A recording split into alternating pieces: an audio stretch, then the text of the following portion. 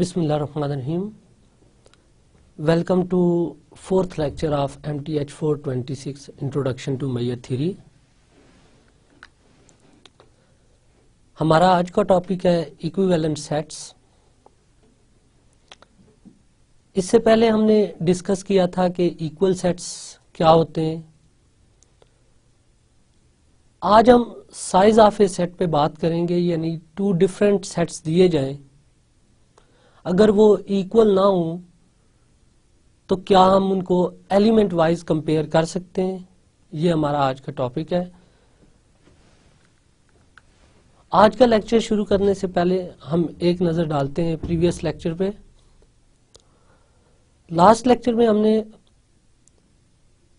Prepositional functions discuss किए थे, then relations और इसकी टाइप्स जैसे reflexive relation, symmetric relation, anti symmetric relation, transitive relation और at the end equivalence relations पे बात की थी. इनफैक्ट ये टॉपिक हमारे आज के लेक्चर में भी यूज होगा, सो इसलिए जस्ट एक क्विक रिव्यू लेते हैं इन डेफिनेशंस का और इनसे रिलेटेड कुछ एग्जांपल्स डिस्कस करते हैं. लास्ट लेक्चर में हमने प्रोपोजिशन को डिफाइन किया था कि a statement which can be true और false is called a proposition. और प्रोपोजिशनल फंक्शन से P x Y of two variables एक ऐसी स्टेटमेंट होती है जिसमें हम कोई भी ordered pair A B as a input दें तो आउटपुट आइदर ट्रू और फॉल्स फॉर्म में मिले. फॉर एग्जांपल, जैसे हमने कहा था कि say A is a set of real number, B is also set of real number and P is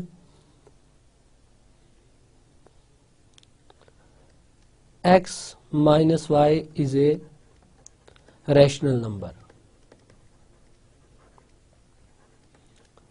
तो अब इनपुट कोई भी पेयर दें, for example p of 1 2 is 1 minus 2, तो ये -1 आता है, इज ए रैशनल नंबर.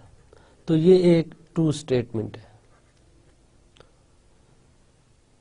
इसी तरह अगर आप p ऑफ √2 एंड 0 चेक करें तो ये bye definition of P x why this prepositional function, ये √2 माइनस 0 √2 के आता है, ये एक इर्रेशनल नंबर है. So this is a false statement according to propositional function. तो इनफैक्ट इस प्रोपोजिशनल फंक्शन को यूज करके हमने रिलेशंस को रीडिफाइन इस तरह किया था कि any relation R, basically R depend करता है सेट ए बी पे और इस open sentence P x y पे. अब इस रिलेशन की फर्दर हमने क्लासिफिकेशन की थी और हमने डिस्कस किए थे reflexive relation, symmetric relation, anti symmetric relation, transitive relation and equivalence relations. Recall that reflexive relation,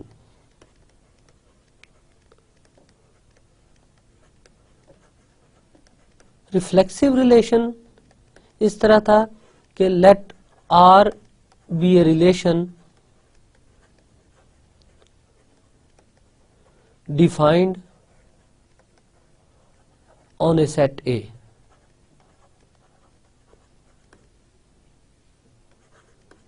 if A belongs to relation R, for all A belongs to A, तो हमने कहा था ये रिलेशन रिफ्लेक्सिव होगा. Examples इसकी जैसे मैंने कहा था कि अगर रिलेशन डिफाइन कर लें, फॉर एग्जाम्पल इक्वालिटी का,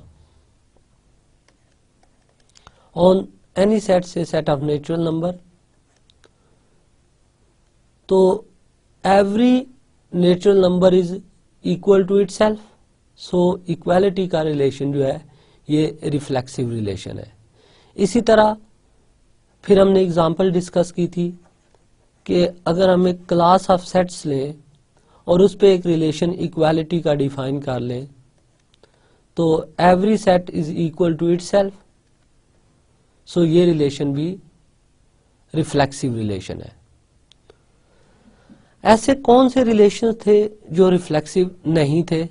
तो उसमें हमने डिस्कस किया था कि लेस का साइन और ग्रेटर का साइन जब डिफाइंड हो तो ये नेचुरल नंबर पे ही फॉर एग्जांपल देख लें तो लेस और ग्रेटर साइन जो है ये रिफ्लेक्सिव नहीं है, because say 2 natural number is not less than 2, so less और greater sign is not a reflexive relation.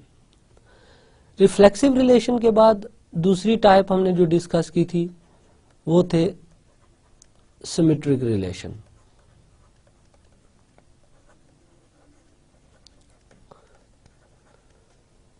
Symmetric relation की डेफिनेशन ये थी कि if A is related to some element B and this implies B is related to A, then relation is symmetric.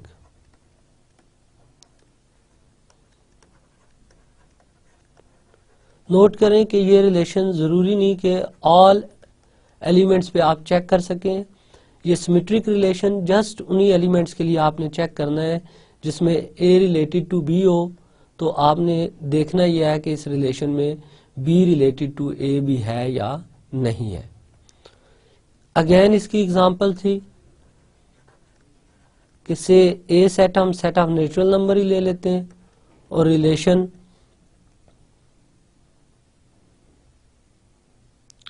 Equality का ही ले लेते हैं, तो ये रिलेशन सिमेट्रिक है because if A equal to B हो तो this implies B is also equal to A, so this is a symmetric relation. Same case में सेट्स पे जो इक्वालिटी का रिलेशन है वो भी एक सिमेट्रिक रिलेशन है। अब नॉट सिमेट्रिक रिलेशन की जो हमने एग्जांपल स्टडी की थी उसमें मैंने बताया था कि अगर हम एक रिलेशन R डिफाइन करें सेट ऑफ नेचुरल नंबर पे दैट से x minus y is a natural number,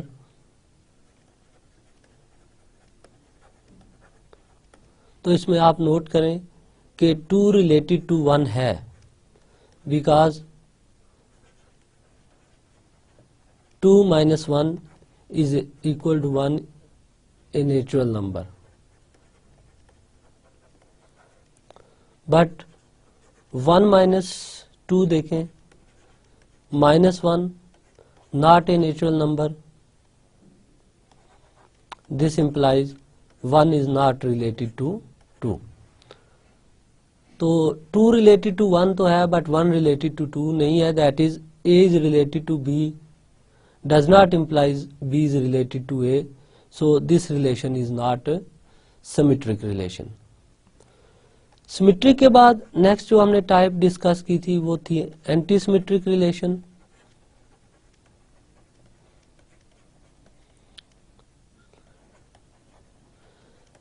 anti symmetric relation कुछ इस तरह से डिफाइन हुए थे कि if A is related to B and B is related to A, then A is equal to B. Again इसकी जो एग्जांपल्स थी कि equality sign on natural number is an anti symmetric relation, similarly equality sign on sets is also an anti symmetric relation. और इसमें एक important करैक्टराइजेशन मैंने ये बताई थी कि अगर हम से D ले लेते हैं डायगोनल ऑफ सेट A, यहाँ डायगोनल से मुराद हमारी इस टाइप के ऑर्डर्ड पेयर्स हैं रिलेशंस पे A such that A belongs to A। अब अगर रिलेशन हम डिफाइन कर लें और रिलेशन का intersection with inverse relation contained हो जाए डायगोनल में, तो ये रिलेशन जो भी होगा आर, ये एक एंटी सिमेट्रिक रिलेशन होगा। सिमेट्रिक एंटी सिमेट्रिक रिलेशंस के बाद नेक्स्ट टाइप जो हमने रिलेशन की स्टडी की थी वो थी transitive relation. Transitive relation, transitive relation की डेफिनेशन ये थी कि if A is related to B and B is related to C then A is related to C। Example, अगर A सेट हम ले लें, set of R real number, और relation define कर लें on R, that is A is related to B if and only if A is less than B, तो ये less और ग्रेटर का साइन जो है ये एक ट्रांजिटिव रिलेशन है। इसमें आप देख सकते हैं कि if A related to B हो and B related to CO, so this implies A is less than B and B is less than C, and clearly this implies A is less than C, that is A is related to C। तो ये एक transitive relation था। अब relations की इन types के बाद finally हमने define किए थे equivalence relation. Let R be any relation defined on a set A, then R is an equivalence relation if तीन प्रॉपर्टीज थी इसमें। First of all R is reflexive, second R is symmetric, and third R is transitive. इन तीन properties में से अगर कोई property भी होल्ड नहीं करती तो वो रिलेशन इक्विवेलेंस रिलेशन नहीं होगा। इक्विवेलेंस रिलेशन के लिए मस्ट ये थ्री प्रॉपर्टीज होल्ड करनी चाहिए। अब इक्विवेलेंस रिलेशन की एग्जांपल मैंने दी थी कि इसकी सबसे ब्यूटीफुल एग्जांपल है इक्वालिटी साइन डिफाइंड ऑन से real number is an equivalence relation. Equality sign on sets is also an equivalence relation। और इसके बाद डिफरेंट हमने एग्जांपल्स डिस्कस की थी इक्विवेलेंस रिलेशन की। अब एक न्यू एग्जांपल में देता हूं, ये आपने ट्राई करनी है और चेक करना है कि ये रिलेशन इक्विवेलेंस रिलेशन है या नहीं है। लेट ए में ले लेता हूं सेट ऑफ इंटीजर, और रिलेशन इस तरह डिफाइन करते हैं कि x is related to y if and only if x minus y is divisible by से 5। तो सबसे पहले आपने देखना है कि ये रिलेशन एक इक्विवेलेंस रिलेशन है या नहीं है। क्लियरली रिफ्लेक्सिव प्रॉपर्टी में आपको बता देता हूं इसकी कि आप किस तरह चेक करेंगे। रिफ्लेक्सिव में हमने देखना यह है कि x is related to x होगा या नहीं होगा। नो x माइनस एक्स देखें तो ये 0 है, is divisible bye 5।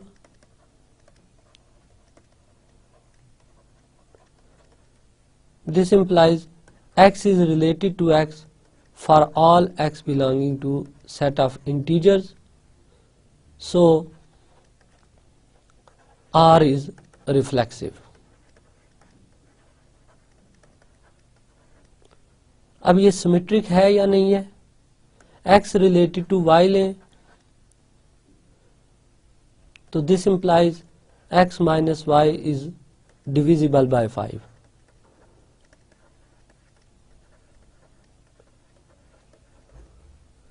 Now y minus x check करें, this can be written as minus time x minus y।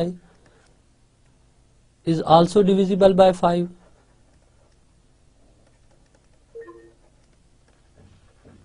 This implies y is related to x. तो ये रिलेशन सिमेट्रिक भी है. Similarly आपने नेक्स्ट इसकी ट्रांजिटिविटी चेक करनी है. अगर ये रिलेशन ट्रांजिटिव भी हुआ तो ये एक इक्विवेलेंस रिलेशन बन जाएगा. अब इक्विवेलेंस रिलेशन की जो इम्पोर्टेंट प्रॉपर्टीज थी उसमें एक प्रॉपर्टी ये थी कि इक्विवेलेंस रिलेशन जब भी किसी सेट पे डिफाइंड होता है तो उस सेट की ऑलवेज पार्टीशनिंग कर देता है. पार्टीशनिंग से हमें इक्विवेलेंस क्लासेस मिलती हैं. उन क्लासेस की जब यूनियन लेंगे आप ऑल क्लासेस की तो हमें दोबारा सेट ए मिलेगा. और कोई सी भी दो डिफरेंट क्लासेस की इंटरसेक्शन अगर लें तो एम्प्टी आनी चाहिए. दैट इज डिफरेंट क्लासेस में कोई भी नंबर कॉमन नहीं होना चाहिए.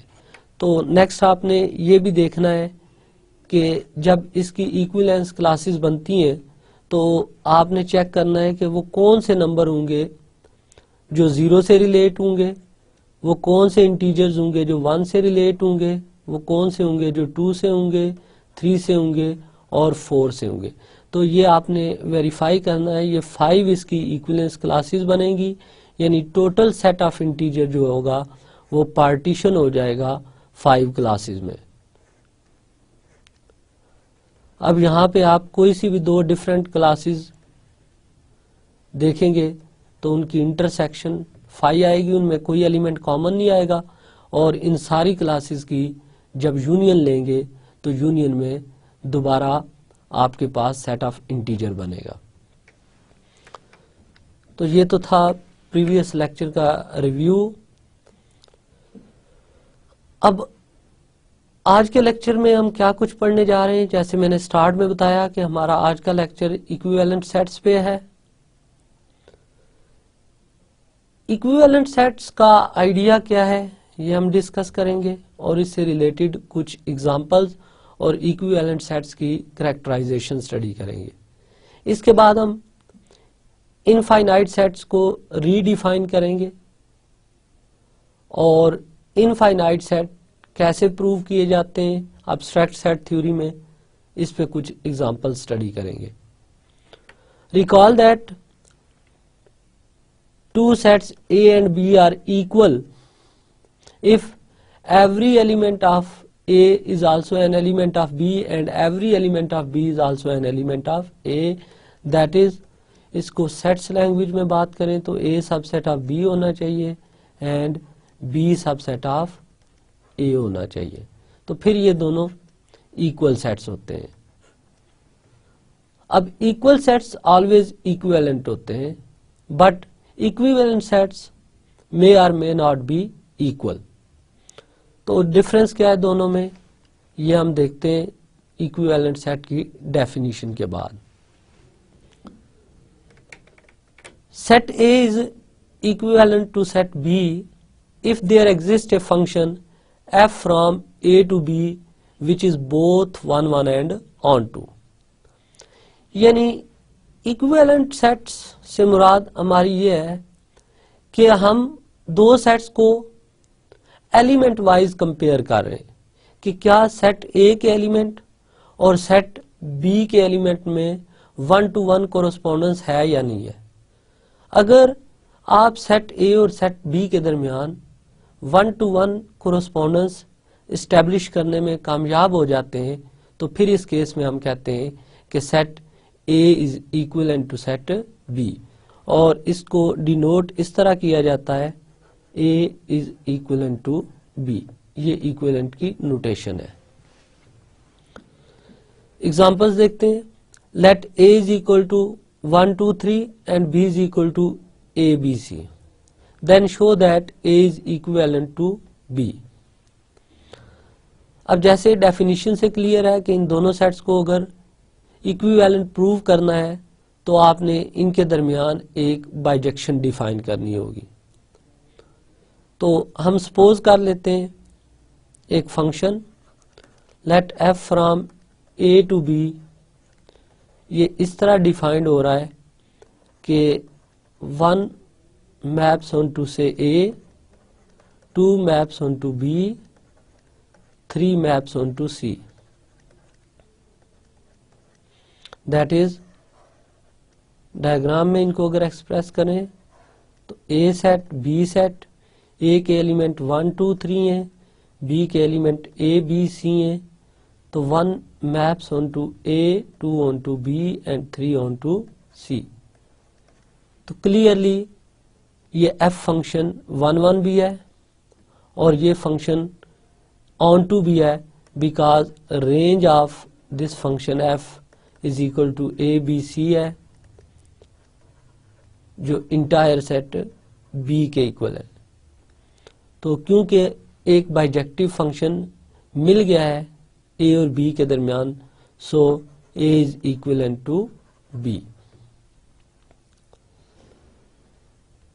अब नोट करें कि क्या ये फंक्शन f जो है ये यूनिक बाइजेक्टिव फंक्शन है।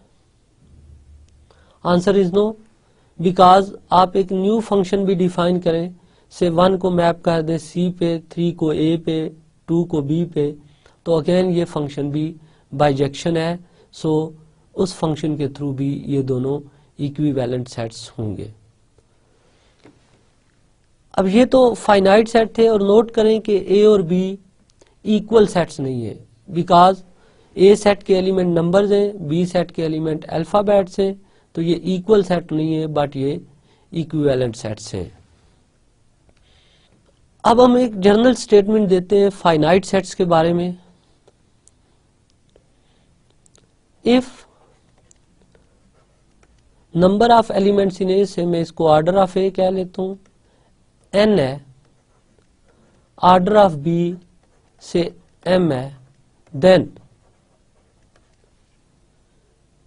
A is equivalent to B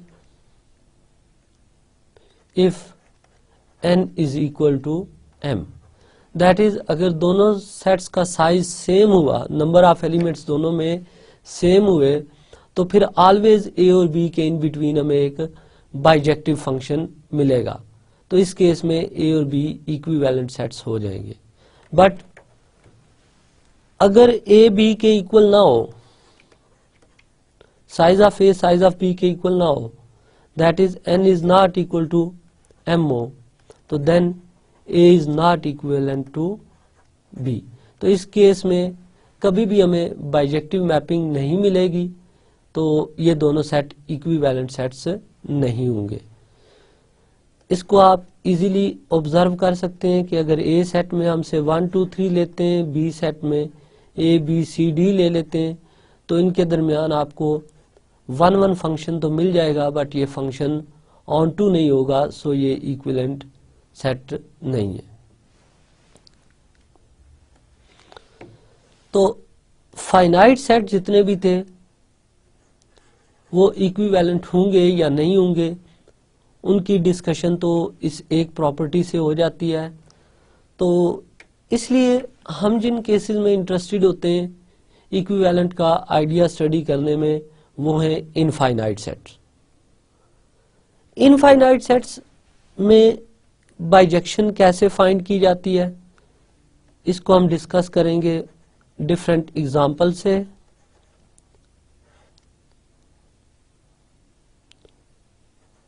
example 1 ऐसे, ए में ले लेता हूं सेट ऑफ नेचुरल नंबर्स, और से बी सेट में ले लेता हूं 2 4 6 एंड सो ऑन। ये दोनों इनफाइनाइट सेट्स हैं। अब हम देखना चाहते हैं कि क्या इनमें 1 to 1 कोरेस्पोंडेंस एग्जिस्ट करेगी या नहीं करेगी। तो सबसे पहले आप जब भी फंक्शन डिफाइन करें तो सेट्स के एलिमेंट का रिलेशन क्रिटिकली ऑब्जर्व करें, क्योंकि अब हम इंटरेस्टेड ऐसे फंक्शन में जो बाइजेक्टिव हो। तो आप नोट करें कि अगर मैं 1 को 2 पे मैप करूं, 2 को 4 पे, 3 को 6 पे, तो क्लियरली इन दोनों सेट्स में 1 to 1 कोरेस्पोंडेंस एग्जिस्ट कर रही है। अब इस मैपिंग को हम जनरली एक्सप्रेस करते हैं f from A to B by relation क्या है कि 1 मैप हो रहा है 2 पे 2 4 पे, यानी कोई भी इनपुट दे रहे हैं तो आउटपुट आपको डबल मिल रही है। सो इनपुट अगर मैं से n कह लेता हूं तो आउटपुट जो मिलेगी वो 2n मिलेगी। अब हमने देखना ये है कि आया ये जो रिलेशन है ये बाइजेक्टिव है या नहीं है। तो इसके लिए इसको पहले 1 1 प्रूव करें, f is 1 1, let f of n1 is equal to f of n2। Recall that 1 1 की डेफिनेशन ये थी कि आप इमेजेस इक्वल लें तो प्री इमेजेस भी इक्वल होने चाहिए। This implies 2 times n1 is equal to 2 times n2। 2 2 से कैंसिल कर दें तो this implies n1 is equal to n2, therefore f is 1 1। अब f ऑन टू है या नहीं है, तो इसके लिए आप नोट करें कि अगर मैं b से एक एलिमेंट लेता हूं से 6 तो उसका प्री इमेज एग्जिस्ट कर रहा है 3, यानी b में सिंगल एलिमेंट भी ऐसा नहीं है जिसका प्री इमेज एग्जिस्ट ना करता हो। तो clearly range of set A is the whole set B, therefore f is on to। तो f एक बाइजेक्टिव मैपिंग है, therefore A is equivalent to B। तो इस पहली एग्जांपल में हमने 2 डिफरेंट सेट्स ऑब्जर्व किए जो इक्विवेलेंट है। नेक्स्ट एक और एग्जांपल देखते हैं। Let C1 is the set of all ordered pairs xy such that x square plus y square equal to a square, and C2 is the set of all ordered pairs xy such that x square plus y square equal to b square, where a और b में relation ये है कि b is greater than a and both are positive। तो हमने show ये करना है कि C1 is equivalent to C2। अब ज्योमेट्रिकली नोट करें कि C1 बेसिकली एक सर्कल है जिसका सेंटर ओरिजिन पे है और रेडियस a यूनिट है। सिमिलरली C2 भी एक सर्कल है, सेंटर्ड ओरिजिन और रेडियस b। क्योंकि दोनों सर्कल्स का सेंटर सेम है, that is C1 and C2 are concentric circles. तो अब हम एक मैपिंग फाइंड करेंगे इन दोनों सर्कल्स के इन बिटवीन जो बाइजेक्टिव मैपिंग होगी। ये दोनों कंसेंट्रिक सर्कल्स, ये इनका सेंटर आ गया से ये इनर सर्कल C1, ये outer circle C2 because C2 का रेडियस C1 से ग्रेटर है। तो आप देखें कि C2 पे अगर ये मैं कोरस्पॉन्डिंग पॉइंट लूं इस तरह कि ये रेडियल लाइन ड्रॉ करूं तो ये रेडियल लाइन इंटरसेक्ट करती है C2 को। तो ये जिस पॉइंट पे रेडियल लाइन इंटरसेक्ट करती है C2 को उसी पॉइंट को हम f ऑफ x कह लेते हैं। तो इसी तरह आप ऑब्जर्व करें कि आप सेंटर ऑफ द सर्कल से जितनी भी रेडियल लाइन ड्रॉ करेंगे हर रेडियल लाइन पे आपको एक पॉइंट C1 सर्कल पे मिलेगा और एक पॉइंट C2 सर्कल पे। इसी तरह आप जितनी मर्जी रेडियल लाइंस ड्रॉ कर लें तो आप देख सकते हैं इन दोनों सर्कल्स में 1 to 1 कोरस्पॉन्डेंस है। तो ये बड़ा इंटरेस्टिंग केस है कि ये 1 to 1 correspondence radius of the circle पे डिपेंड नहीं कर रही। आप एक सर्कल का रेडियस बेशक वेरी वेरी स्मॉल ले लें और एक का वेरी वेरी लार्ज ले लें, फिर भी इन दोनों सर्कल्स के दरमियान आप 1 to 1 कोरस्पॉन्डेंस बना सकते हैं। तो ये हम फंक्शन इस तरह डिफाइन करते हैं, late f is a function from c1 to c2 defined by f of x is equal to say y, where y is the point of intersection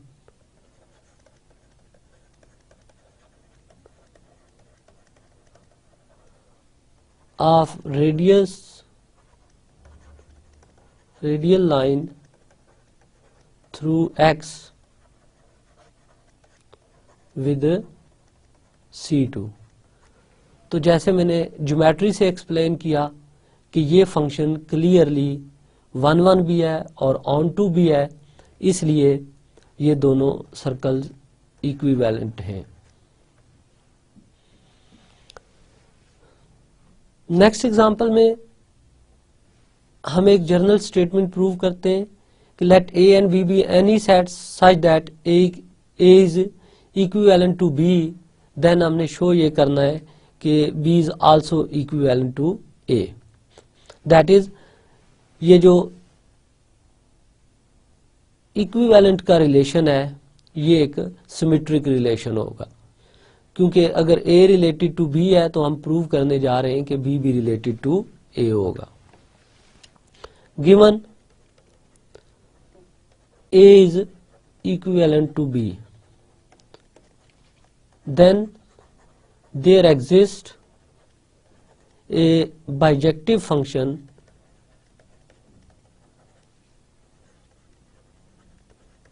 f from A to B। As we know that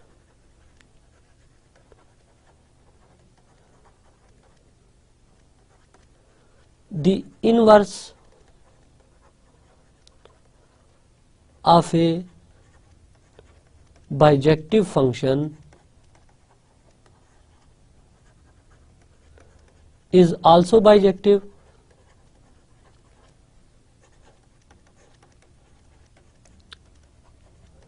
this implies f inverse from B to A is bijective, and this implies B is equivalent to A। तो ये हमने prove किया कि equivalent का जो relation है ये एक सिमेट्रिक रिलेशन है। अब नेक्स्ट, जैसे हमने देखा कि equivalent relation is a symmetric relation, तो अब हम इस चीज में इंटरेस्टेड हैं कि क्या ये रिलेशन एक इक्विवेलेंस रिलेशन बनेगा या नहीं बनेगा।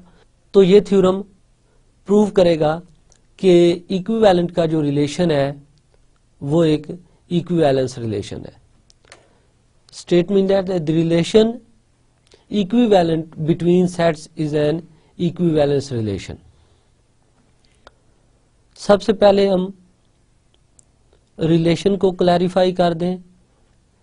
तो हमने कहा set A is related to B if and only if A is equivalent to B। ये रिलेशन है, इस रिलेशन को हमने इक्विवेलेंस रिलेशन शो करना है।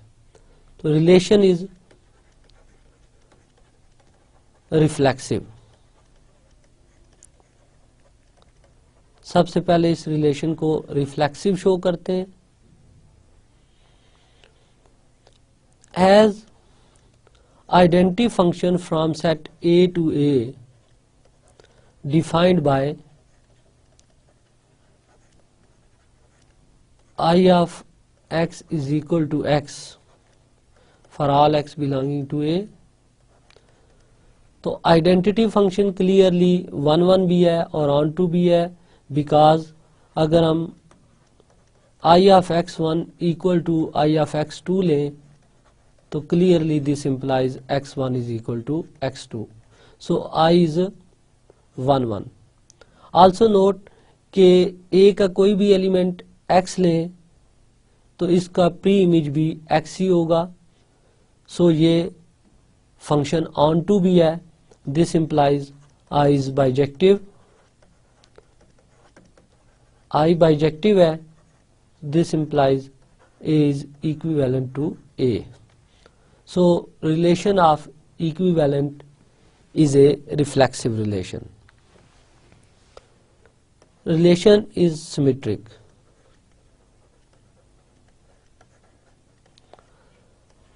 अब सिमेट्रिक प्रूव करने के लिए हम लेट कर लेते हैं A is related to B.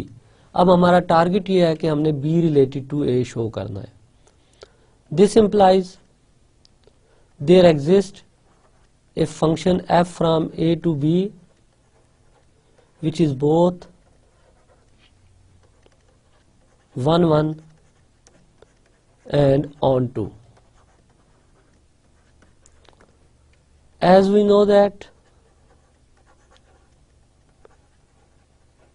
इससे पहले भी हमने यूज किया है, inverse of bijective is bijective. Inverse of bijective is bijective.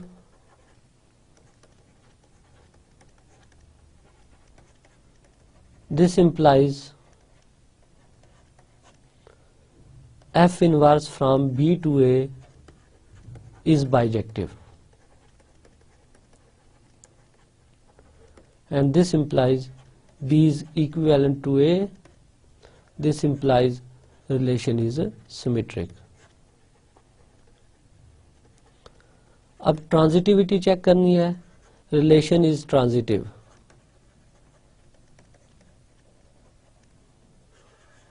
Let A is equivalent to B and B is equivalent to C. This implies F from A to B and G from B to C are bijective functions. अब again हम interested इसमें कि A equivalent to C होगा या नहीं होगा.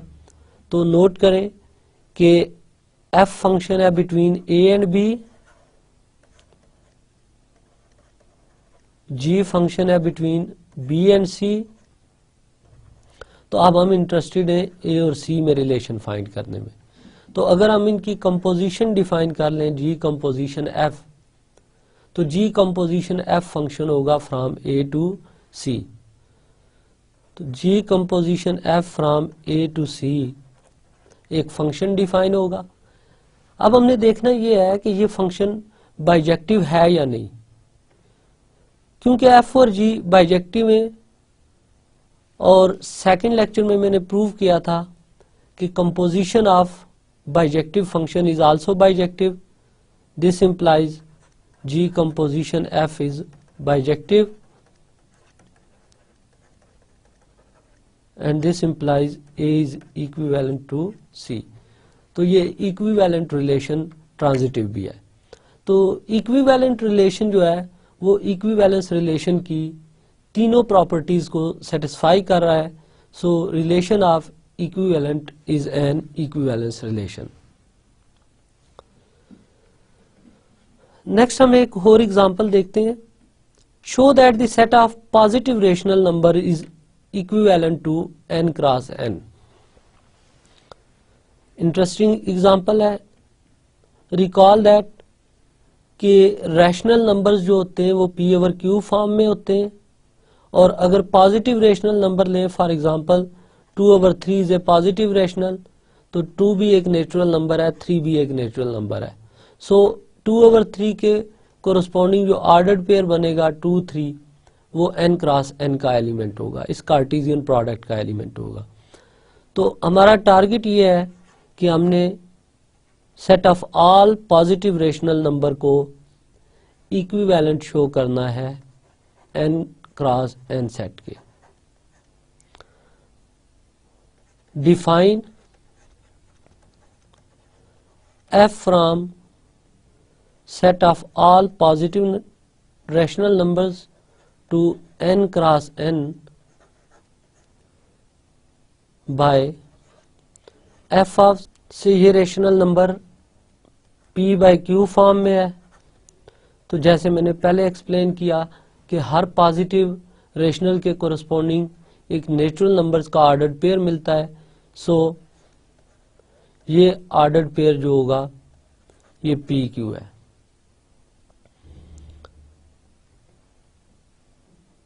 अब हमने इस फंक्शन को चेक करना है कि ये 1 1 और ऑन टू है या नहीं है. f is 1 1. Let f of p1 over q1 is equal to f of p2 divided by q2. Images हमने इक्वल ले लिए. This implies ordered pair p1 q1 is equal to ordered pair p2 q2, and this implies p1 is equal to p2 and q1 is equal to q2 by definition of ordered pairs, and this implies p1 over q1 is equal to p2 over q2, and this implies f is 1 1. f is onto. Since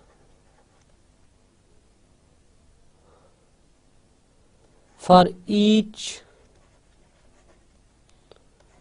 PQ belonging to n cross n, there exists P over Q belongs to set of positive rationals such that f of P over Q is equal to PQ.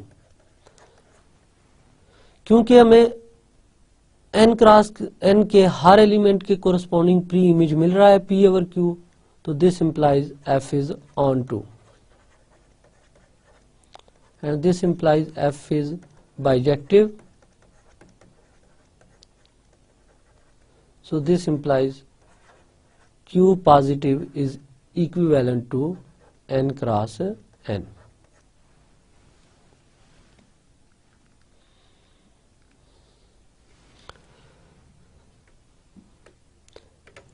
Next equivalent sets की जो example हम study करने जा रहे हैं, इसके लिए हमें एक डेफिनेशन चाहिए. Characteristic function.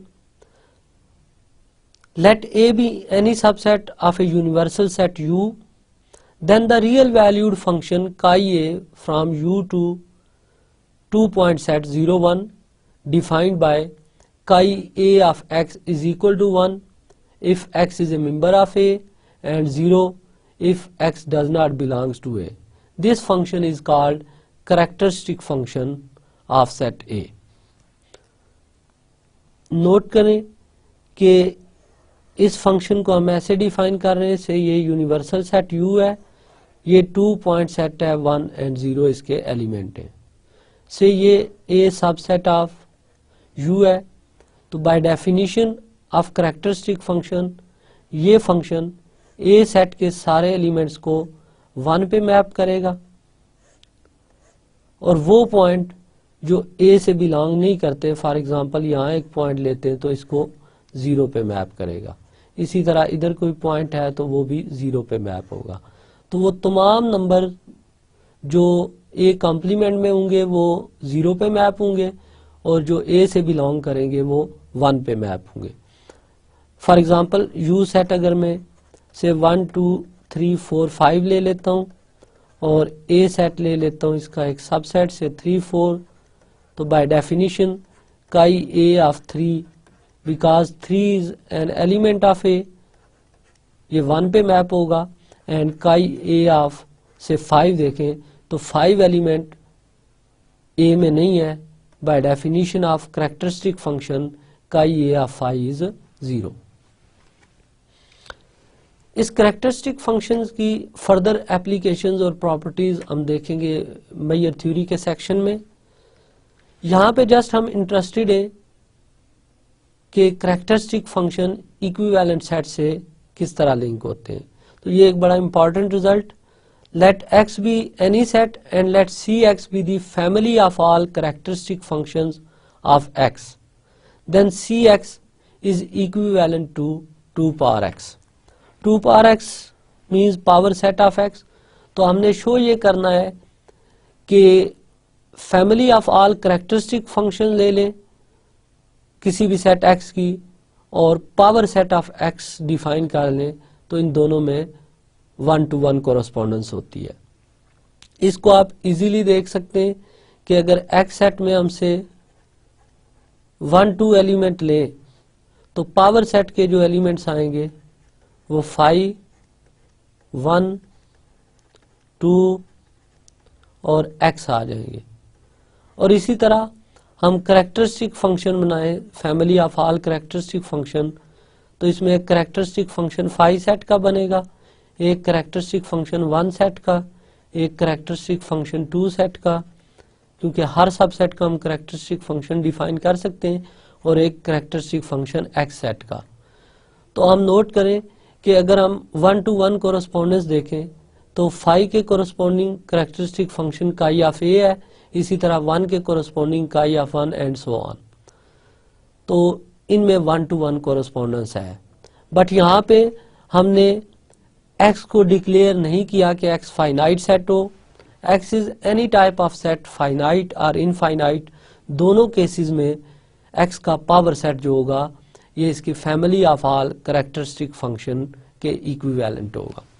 सो मैं एक फंक्शन डिफाइन करता हूं, f from power set of x to chi of x by f of a से पावर सेट का एक एलिमेंट लिया a। तो नेचुरल सी मैपिंग जो इनमें एग्जिस्ट करती है वो यही है कि हर एलिमेंट को मैं उसी एलिमेंट के कैरेक्टरिस्टिक फंक्शन पे मैप कर दूं। तो clearly f is 1 1।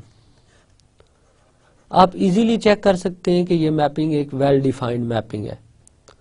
Late images equal लेते हैं, f of a1 is equal to f of a2। By definition of f, chi a1 of x is equal to chi a2 of x, because यहां से तो follow होगा कि chi of a1 is equal to chi of a2, और equal function की definition से follow होगा कि टू फंक्शंस आर इक्वल अगर डोमेन के हर पॉइंट पे उनके इमेजेस सेम हो। So chi a1 of x is equal to chi a2 of x। अब हमारा टारगेट ये है जी कि हमने a1 और a2 को इक्वल शो करना है। तो टू सेट्स को इक्वल प्रूव करने का स्टैंडर्ड क्राइटेरिया ही हम फॉलो करेंगे कि a1 को सबसेट ऑफ a2 प्रूव करेंगे और a2 को सबसेट ऑफ a1 प्रूव करेंगे। तो a1 को a2 का सबसेट प्रूव करने के लिए हम a1 में से एक एलिमेंट चूज करेंगे और शो कर देंगे कि वो एलिमेंट a2 का भी है। Let x belongs to a1, this implies chi a1 of x is equal to 1। by definition of characteristic function x a1 का एलिमेंट है तो characteristic function इसको 1 पे मैप करेगा। But chi a1 of x तो इक्वल है chi a2 of x के, this implies chi a2 of x is also 1 होगा। अब काई a2 ऑफ x1 उसी वक्त होगा जब x a2 का एलिमेंट होगा। तो पॉइंट हमने a1 सेट में लिया, a2 सेट में शो कर दिया। This implies a1 is subset of a2। Similarly हम प्रूव कर सकते हैं कि अगर हम पॉइंट a2 में लेते तो सेम प्रोसीजर से वो a1 में चला जाता, तो a2 भी सबसेट होगा a1 का, and this implies a1 is equal to a2 and this implies f is 1 1। f is on to, since for every chi a belongs to cx there exists a belongs to 2 power x such that f of a is equal to chi a, this implies f is on to। तो f एक bijective mapping होगी, so this implies 2 power x is equivalent to set of all characteristic function, और set of all characteristic function is equivalent to 2 power x, क्योंकि हमने देखा है कि equivalent का जो रिलेशन है ये एक सिमेट्रिक रिलेशन है, तो ये दोनों सेट्स इक्विवेलेंट सेट्स हैं। डियर स्टूडेंट्स, यहाँ तक हमने बात की इक्विवेलेंट सेट्स की। उम्मीद है आपको इन जनरल आइडिया हो गया होगा कि टू डिफरेंट सेट्स को अगर इक्विवेलेंट प्रूव करना हो तो उसका क्राइटेरिया क्या होता है। जस्ट आपने एक बाइजेक्टिव मैपिंग ढूंढनी होगी दोनों सेट्स के इन बिटवीन। अब वो बाइजेक्टिव मैपिंग फाइंड करने के लिए आप दोनों सेट्स के एलिमेंट्स पे फोकस करें और उन एलिमेंट्स को लिंक करना शुरू करें कि सेट ए के एलिमेंट सेट बी के एलिमेंट से किस तरह रिलेट हो सकते हैं। वो जो रिलेशन आप इन जर्नल फाइंड करने में सक्सेसफुल हो जाएं, चेक करें कि वो रिलेशन 1-1 और ऑन टू है या नहीं है। अगर वो 1-1 और ऑन टू है तो दोनों सेट इक्विवेलेंट सेट्स होंगे। नेक्स्ट जो दूसरा टॉपिक आज के लेक्चर में हमने डिस्कस करना है वो है इनफाइनाइट सेट्स। अब इनफाइनाइट सेट्स को हमने क्लासिकल सेट थ्योरी के हवाले से पहले डिफाइन किया था कि अगर number of distinct elements in A set infinite हूं तो उस सेट को हम इनफाइनाइट सेट कहते हैं। यहां पे हम इनफाइनाइट सेट्स को in term of equivalent sets define करेंगे। जैसे आप ऑब्जर्व करें कि कोई भी फाइनाइट सेट लें तो वो अपने किसी प्रॉपर सबसेट के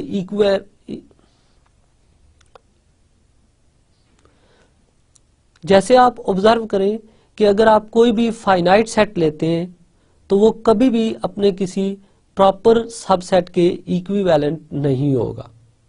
तो इसका मतलब है कि इनफाइनाइट सेट्स को ऐसे डिफाइन किया जा सकता है, a set is said to be an infinite set if it is equivalent to a proper subset of itself।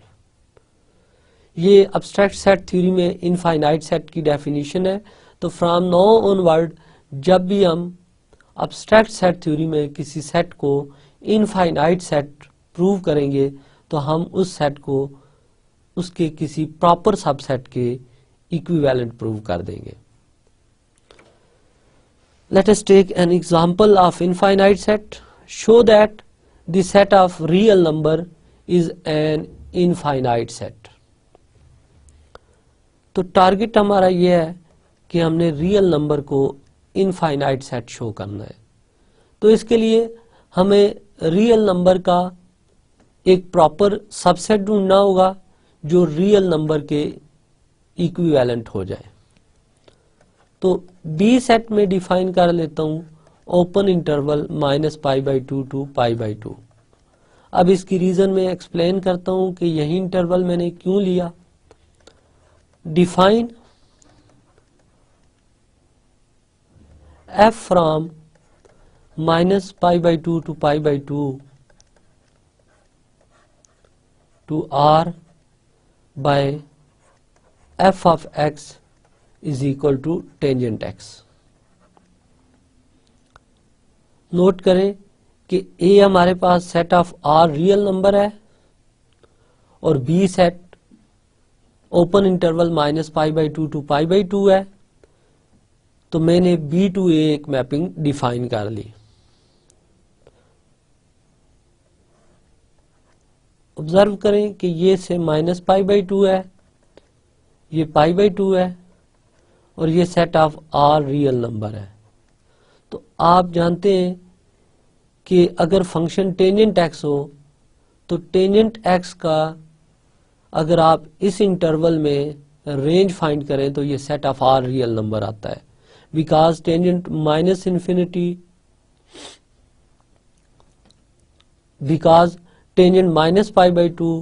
-∞ की तरफ जाएगा, टेंजेंट 90 की वैल्यू +∞, और इसके दरमियान जितने भी पॉइंट्स हैं ये हम बेसिक ट्रिग्नोमेट्री में पढ़ते हैं कि इनमें 1-to-1 कोरस्पॉन्डेंस है। इस वजह से मैंने जो फंक्शन डिसाइड किया वो f of x equal to tangent x है। अब इसको बाइजेक्टिव प्रूव करते हैं। f is 1-1, let f of x1 is equal to f of x2। This implies tangent x1 is equal to tangent x2। अब क्योंकि ये टेंजेंट फंक्शन की principal domain है, तो प्रिंसिपल डोमेन में टेंजेंट फंक्शन का इन्वर्स एग्जिस्ट करेगा। दोनों तरफ इन्वर्स टेंजेंट अप्लाई करें तो x1 इक्वल टू x2 आ जाएगा, and this implies f is 1 1।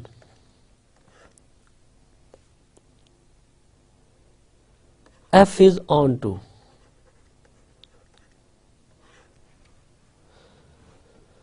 अब f को ऑन टू ऑब्जर्व करने के लिए कोई भी रियल नंबर चूज करें तो उसके कोरस्पॉन्डिंग -π/2 टू π/2 में हमें एक रियल नंबर मिल रहा है।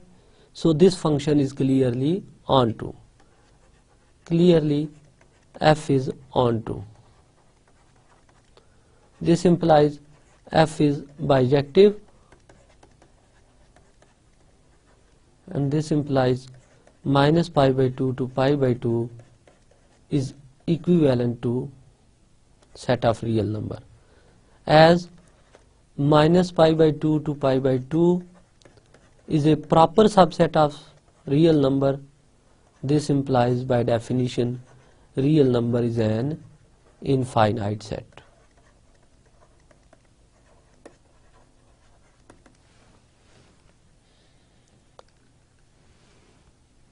इसी तरह आपने चेक करना है कि सेट ऑफ इंटीजर जो है ये इनफाइनाइट सेट है या नहीं। तो करना आपने ये होगा कि इंटीजर्स का एक प्रॉपर सबसेट ढूंढना होगा जो सेट ऑफ इंटीजर्स के इक्विवेलेंट आ जाए। सेम केस में आपने शो करना होगा कि 0-1 क्लोज्ड इंटरवल भी एक इनफाइनाइट सेट है, यानी 0-1 क्लोज्ड इंटरवल जो है ये अपने एक प्रॉपर सबसेट के इक्विवेलेंट होता है। डियर स्टूडेंट्स, ये था हमारा आज का लेक्चर। आज के टॉपिक में हमने फोकस किया इक्वल सेट्स की जनरलाइजेशन पे कि अगर टू डिफरेंट सेट्स जिनके एलिमेंट सेम ना हों तो क्या वो सेट इक्विवेलेंट होंगे या नहीं होंगे। इसमें मेन पॉइंट ये थे आज के लेक्चर में कि अगर ए और बी दोनों फाइनाइट सेट्स हैं तो वो इक्विवेलेंट उसी वक्त हो सकते हैं जब उनका साइज सेम हो, that is number of element same हो उन दोनों सेट्स के दरमियान। दूसरा पॉइंट, जो इनफाइनाइट सेट्स हैं उसमें ये कंडीशन जरूरी नहीं, क्योंकि हमने देखा कि इनफाइनाइट सेट्स अपने किसी सबसेट के भी इक्विवेलेंट हो सकते हैं। तो इनफाइनाइट सेट्स की एग्जांपल्स हमने देखी कि सेट ऑफ रियल नंबर एक इनफाइनाइट सेट है, तो उसको मैंने शो किया कि वो अपने एक प्रॉपर सबसेट के इक्विवेलेंट है।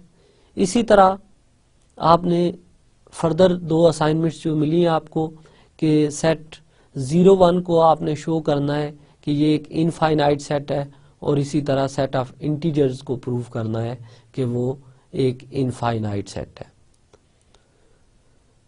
होपफुली नेक्स्ट लेक्चर में हम फर्दर एप्लीकेशन देखेंगे इक्विवेलेंट सेट्स की। तब तक अपना ख्याल रखिएगा। अल्लाह हाफिज।